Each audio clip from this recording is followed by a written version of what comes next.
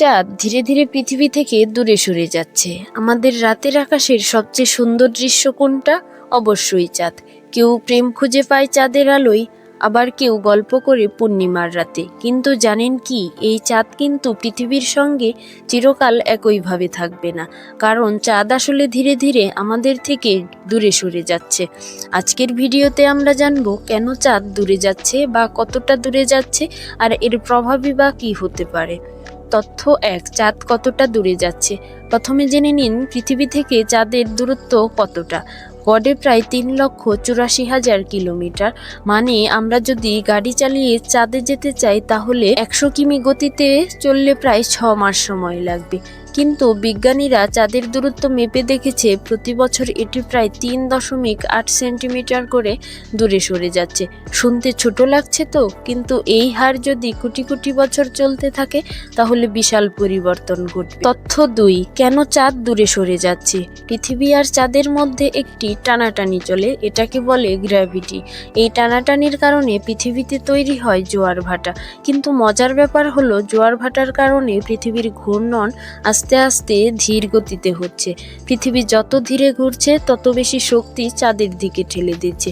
ফলাফল, চাঁদ প্রতি বছর একটু একটু করে দূরে সরে যাচ্ছে। তথ্য 3, যদি একইভাবে চলতে থাকে।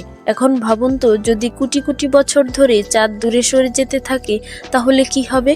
প্রথমে প্রভাব পড়বে জোয়ার ভাটার। আজকে আমরা সমুদ্রের যে উঁচু ঢেউ দেখি সেটা অনেক দুর্বল হয়ে যাবে। সমুদ্রের প্রাণীরা জোয়ার ভাটার উপর নির্ভর করে, তারা বিপদে পড়বে।